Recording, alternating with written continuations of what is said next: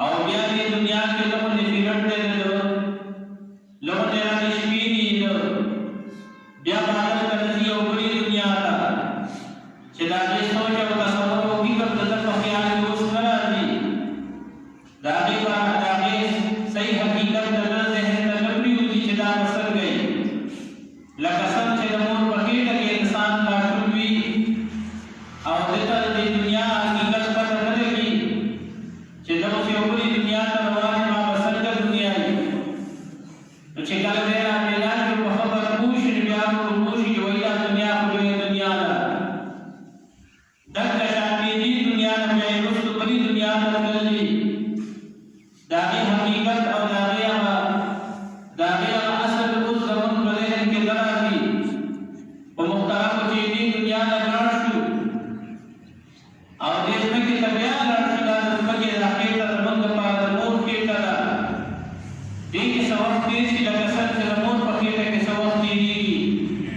بیا د دې نه دوباره پیدا شو او یو بل دنیا ته لاړ شو بیا په پوښتنه چې دا بل دنیا څنګه دنیا ده دغه کافر مشرکان چې وایي د دین منکرو هغه یې نه منل او هغه دغه وجه کافر هم شو د دې وجه کافر ویل شي چې په دې خبره هغه د الله او د الله د پیغمبر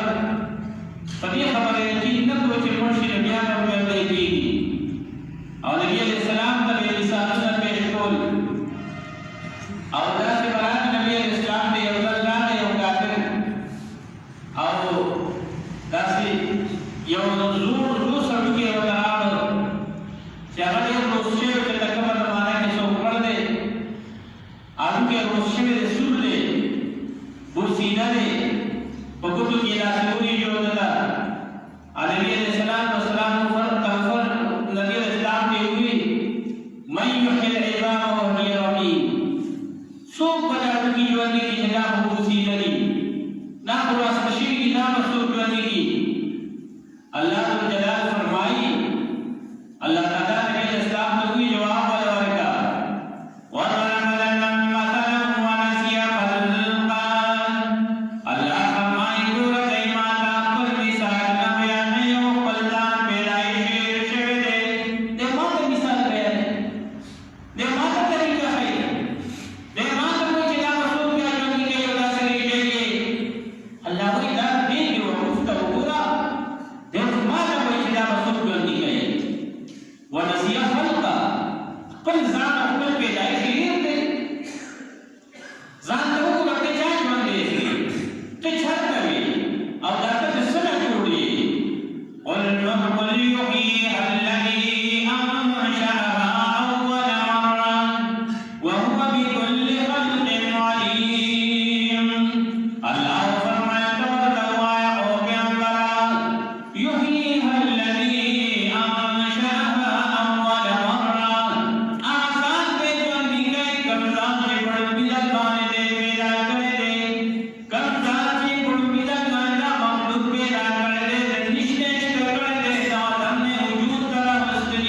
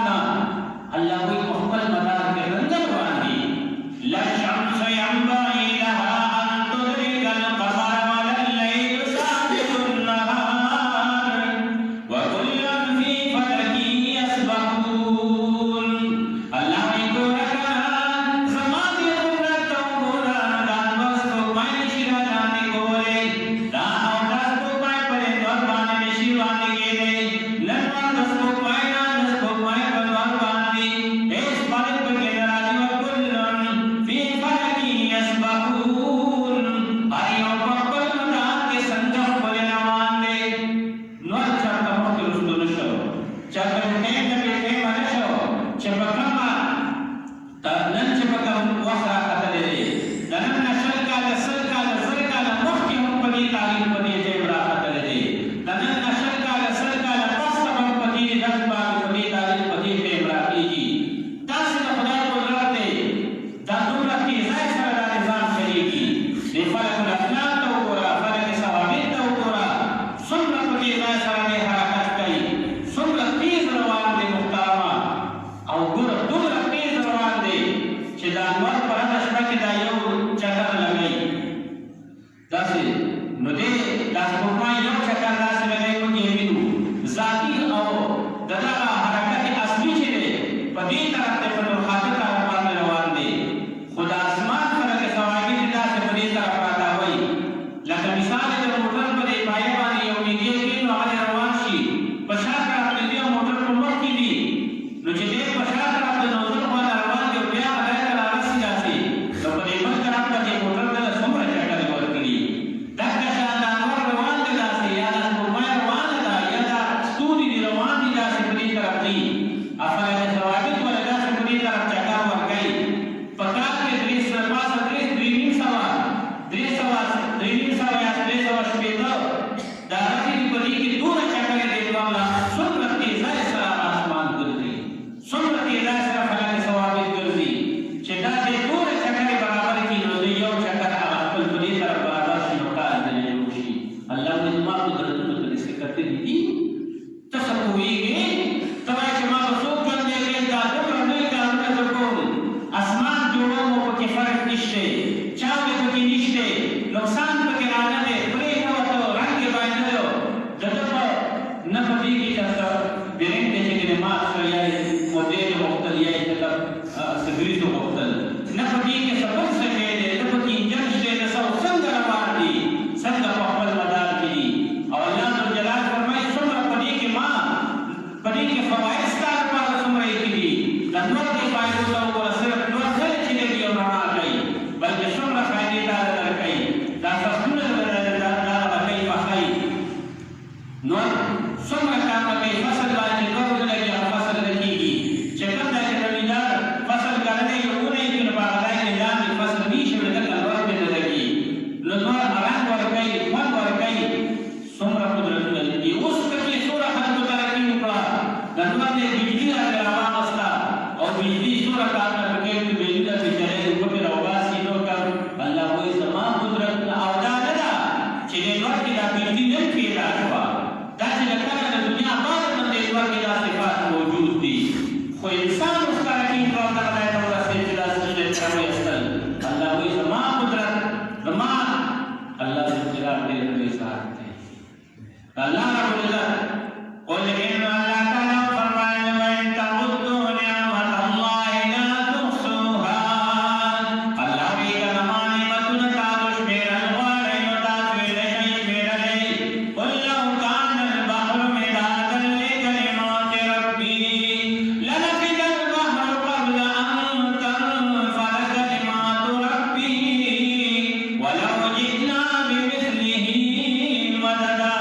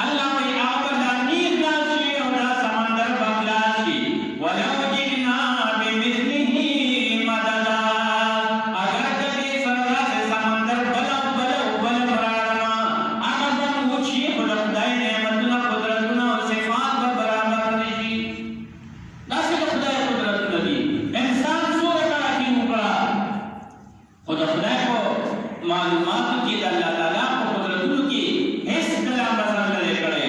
نه انسانه ته چې وایې به بیا څنګه ژوندی کېږم خدای وایي ته زما قدرتونو ته وګوره ستا دا ژوندي کېدل ما ته ډېر ګران دي ته چې نه وي نو څنګه شوې ته چې نه وي پیدا نو ته خو ډوبې نه ته خو د ځمکې په ذراتو کې پروت وې ته خو د لمر په دې ذراتو کې پروت وې لکه انسان د کوم خوراک نه چې جوړ دی هغه خوراک کم کم دی کې جوړ اوبو کې و ځمکو خاورو کې و یو دانه کې جوړه شوه دانه وکرلې شوه هغې بوټې وکړه په هغې اوبو کار وکړه په هغې ځمکې کار وکړه په هغې لمر کار وکړه سپوږمۍ پې کار وکړه پیالې پې کار وکړه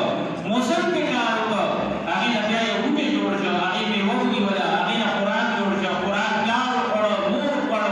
د هغې نه بیا هغه انسان ماده جوړه شوه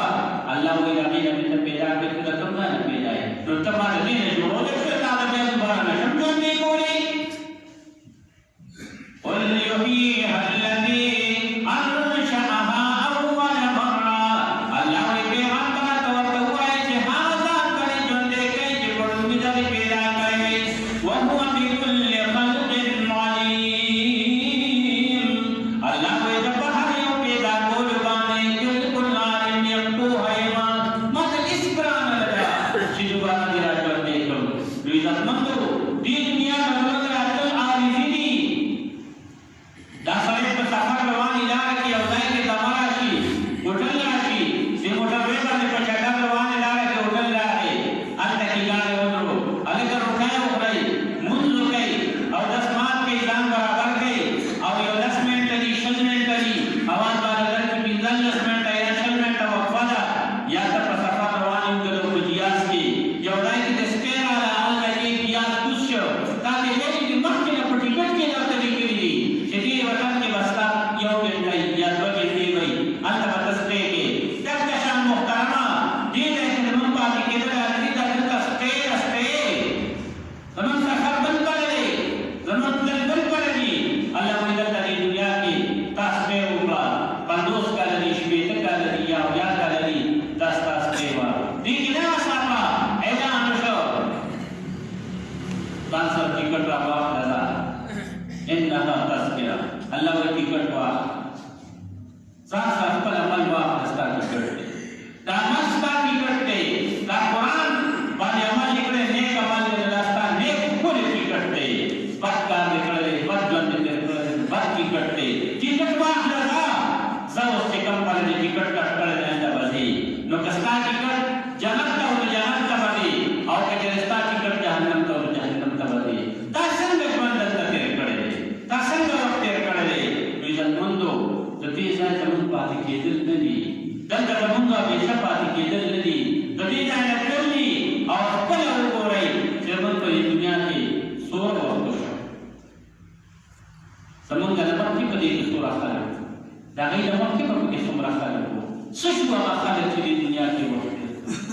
ښایسته زموږ نه ډېر وو ښایسته و زموږ نه ښکلې ځوانۍ وې او ښکلې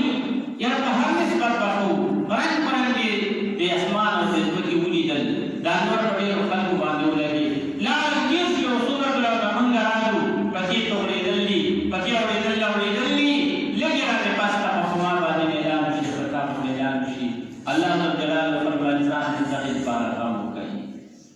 ځان د فکر وکړئ یا ایها الذین آمنوا اتقوا الله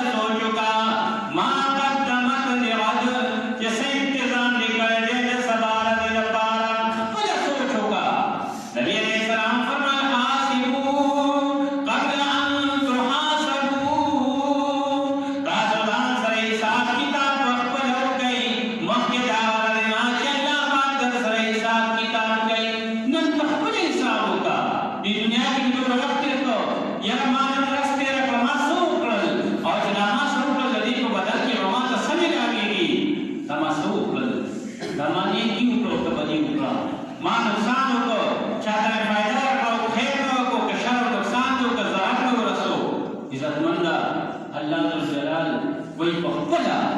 pakpala tisa, awal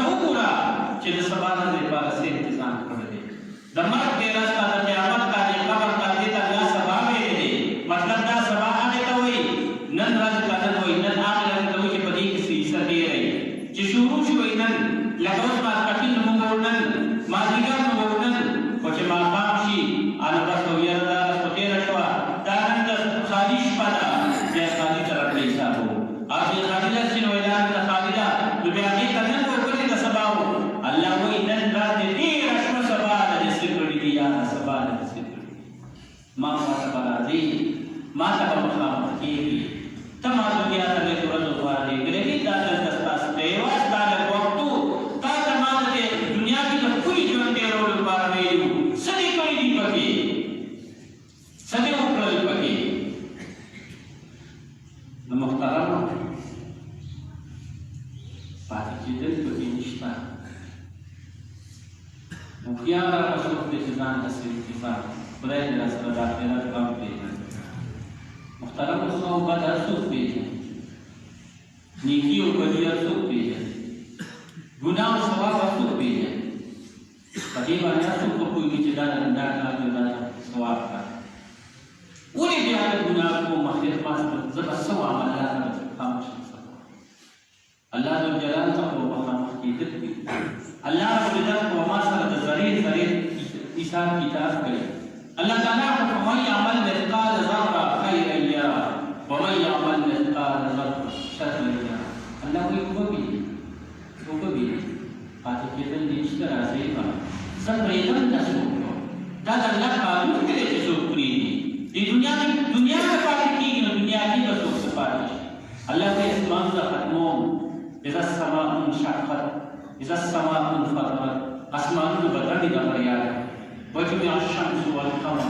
نور سپوږمۍ به کس نستم ما ته وبېږم او اذا الکواکب انتصرت الله وایي دا ستوري به ما ته کس نست پېږم الله وایي دا وتكون الجبال كالعهن المنفوش دا غرونه به داسې کم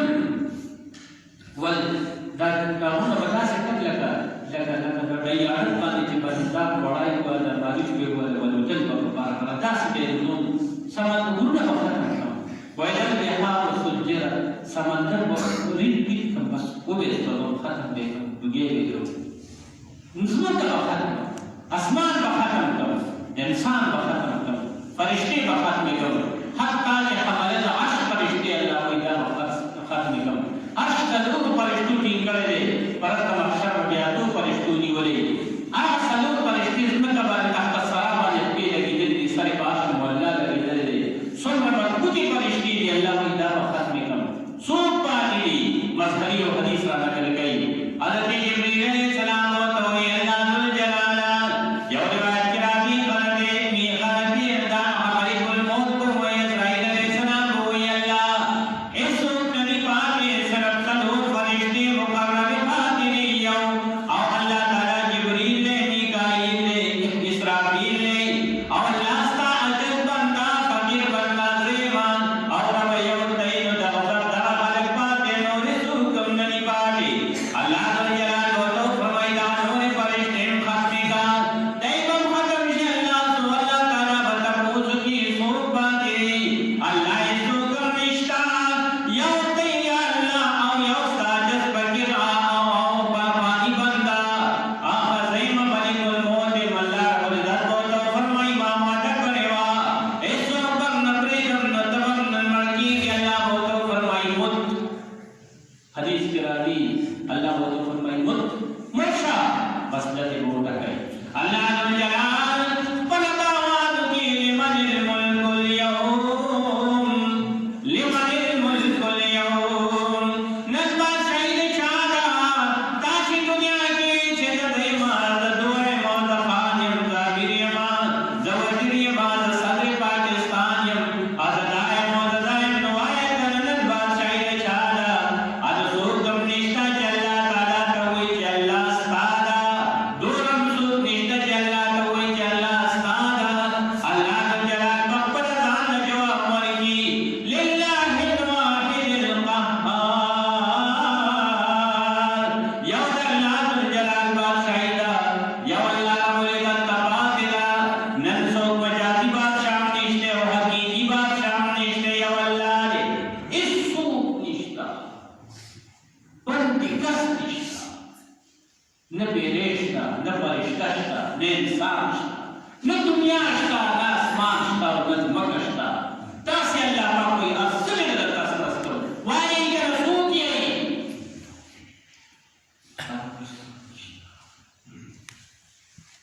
څه چې پیدا دي په دنیا دا به شیوانه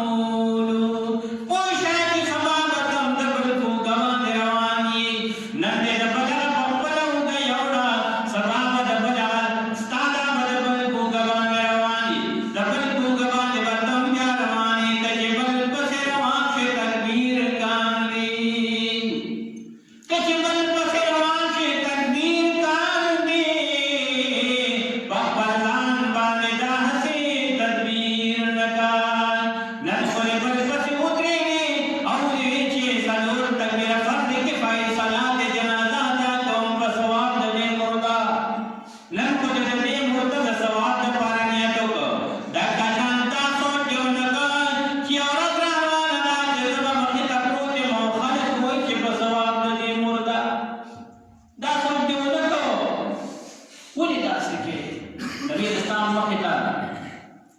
جنازه تېره شوه. نبی اسلام فرمایل مستریح او مستراح منه، دا جنازه لره دی په آرام شو او یا د خلق په آرام شو، یا دی په آرام شو یا د ده نه خلق په آرام شو. ژوند داسې تېر کړه چې ته په آرام شې، خلق درته په آرام شي. ښکلې زندګي تېره کړه، د انسانیت زندګي تېره کړه. لړم او ما او بچای مه جوړېږه، مار مه جوړېږه، ټکونه مه ورکوه، ضرر مه رسوه. عزتمنده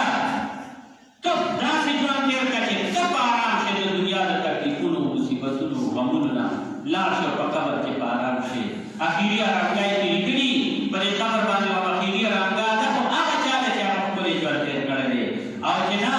ژوند د خراب او ګناه د ګناهونو نه ډک تېر کړی، هغه ستا اخري ارامګاه ده. المحترمه لنډه دا ده چې مرګ ځان ته ډېر مخې ته کوي، دا د ټولو مرضونو علاج دی. نبی اسلام فرمایي واکثروا ذکر هاتف اللذات الموت، ډېر ډېر ځان ته مخې ته کوي هغه شی چې د خولې خوند خرابوي بنده له. ټولې مزې په بنده ګڼل کوي، د ځوانۍ مزه، د خوراک مزه، د څښاک مزه، د خوب او د بسترې او د کمبلې مزه، د بچو خوند، د یار دوست خوند، د جایداد مزه، د بګړۍ مزه، د موټر مزه، ټولې په سړي ډېر کوي. صحابه په لسان حال تپوس کوي دا کوم داسې مسبب دی چې دا څه په بنده ګڼل کوي. نبي اسلام فرمایل الموت، مرګ دی، مرګ ټولې مزې په بنده ګڼل کي. دا ډېر سخت دی محترمه، ډېر. بابا عبدالرحمن وایي چې د مرګ سختې خواهی لرې په مخ کې، چې د مرګ سختې خواهی لرې په مخ کې، ورحمان الله په خوا دې ولې نه مري. دومره سختې ته پرتې دي، ولې نه مړ کېږي؟ په ژوند دومره چې د مرګ ځنې خلاص شي، په ژوند دومره چې د مرګ ځنې خلاص شي، آسان کار دی په ځان باندې ګران ولي. ځان په ژوند کې داسې حساب کړه چې په ما رض راروانه ده، د مرګ دا رض راروانه کله ده، یاره چې کله هم ده خو ډکه ده. ولې داسې بې پروا یې، ولې داسې بې غمه یې؟ الله تعالی قرآن کې دا مضمون په څو څو کرته بیان کړی دی. الله ورته فرمایي چې دا هغه مرګ دی چې دا د ما كنت منه تحید، ته چې تېښتې دې کړې دا د نن در باندې راغی، هغه در باندې راغله. او چې څوک ته وکړي ډېره زیاته سخته د خدای دې سره دې غم پیدا کړي. دا شاهجان بادشاه چې وکړه نه، دا یو خبره زه کوم بیا بس کوم، دا ډېر زیات پیار و، ډېر زیات دیندار و. نو دې په سفر ته یو کېدی کور ته راغلی، زه په سفر روانېږم، نو ښځې ته یې درې، نو یې چې کومه یو ځان سره بوځم، نو هغه یې خپل نومونه یې دې پاسای کې دا واقعه راغلې ده په پښتو کې چې هغه ترجمه کړې ده. هسې د حدیث خبره دا چې که کوم یو بودې د سفر په دوران کې دی کې څه انصاف نشته، دا ستا خوښه چې هسې به انصاف کې په کور کې، خو چې په سفر کې نو بیا ستا خوښه ده چې کومه بودې. نو هغه یوې لاره او هغې له خپل نومونه یې دا د مینې دا نومونه خلک خپل کور کې ږدي، ښځې ته هم څه نوم اخلي او لور ته هم څه نوم اخلي، چا ته څه نوم اخلي، چا ته څه نوم اخلي، خپل نومونه ورته ایښي د مینې د محبت د خپلو بچو ته هم خلکو ایښي. نو د یوې جنونه ښه جهان بیګم، ا دې بلې جنونه ښه حیات بیګم، ا دې بلې جنونه ښه فنا بیګم. نو راکړه دی نه مشوره، خو د لویو خلکو ښځې نه لویېږي که نه، د لویو خلکو د داسې خلکو له خدای ښځې هم داسې ورکړي. او رشید بادشاه یې ورځ کور ته راغی، نو ښځې ناستې وې، دا به ټولې ښځې نه وې، څه به ویندې وې، څه به ښځې وې، څلور دي. چې ده ورته وکتل، دی ټول کتاب کوي، ښه سترګې ناستې دي او خاندي او خوشحالېږي. ولې بادشاه ښځې هغې سترګې دي، هغې خو صرف بس په خپل بیټه پوهېږي، لکه اوس د ټولو خلکو ښځې بادشاهانو ښځې دي. پخوا صرف د بادشاهانو ښځه دغه وي که نه، اوس د هر چا ښځه د بادشاه ښځه ده. سړی ته د لوږې نه دود تخېږي، خو ښځه به د بادشاه ښځه وي. سړی ته ټول مزدورۍ کوي، که څه کوي، خو ښځې ته یې وګوره هغه داسې سترګې ده که نه، چې هغه سوچونه کوي چې کومه جوړه واله به څنګه جوړه واله، بس هغې د جوړې سره کار دی. او د هغې د په دې نه تروړه په زور شول، بس په څو وایي نو زه څه خبره یم، هغه تروړه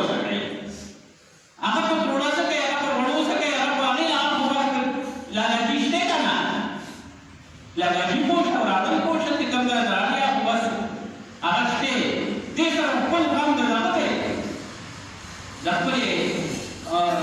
جوړې باندې د هغې کسر کې ناست دي خان چې شادېږي چې دی حاضر نه شي ورته وایي ښه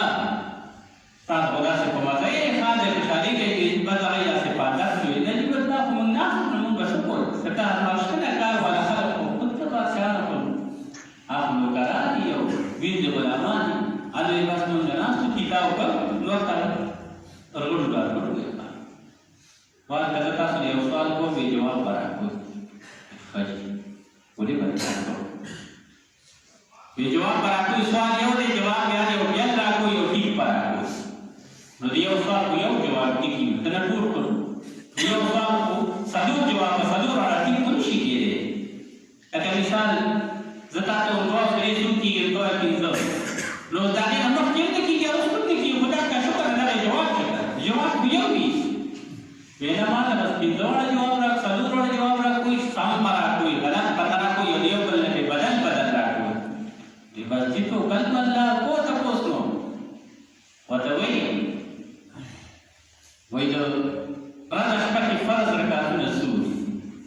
د دې جواب راکړه دې خلک وایي ته وایه ولې ورته وایي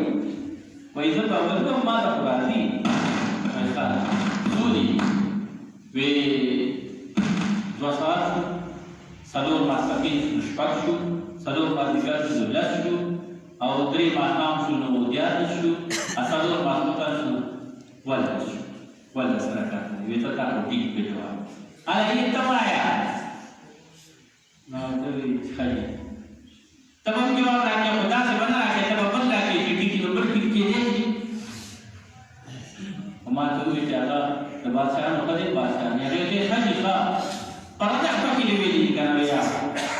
وی په دې رده شپه کې خو دا نشته چې کومه رده او کومه شپه وی نه نه بس رده شپه وی ښه دي نو رده شپه کې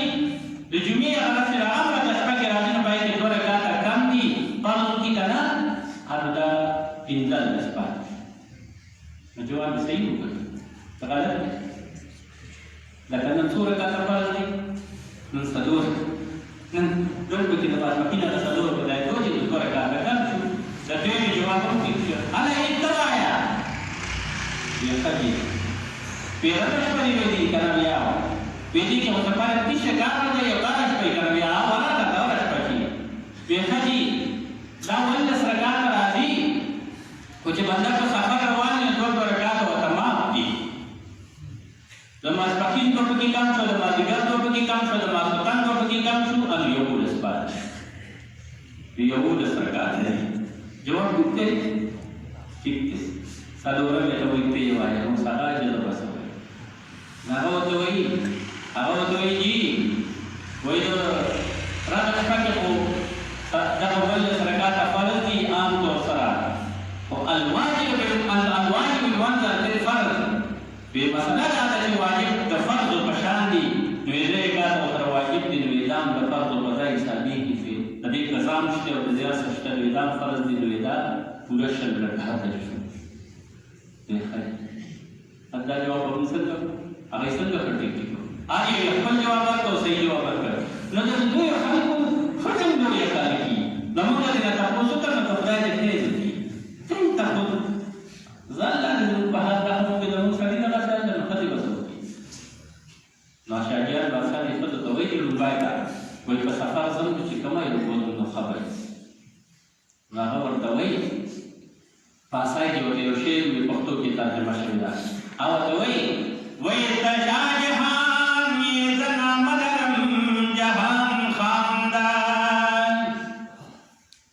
ته شاه جهان یې زه نامه لرم جهان خاندان که جهان نه وې ته به څنګه مې سلطان خاندان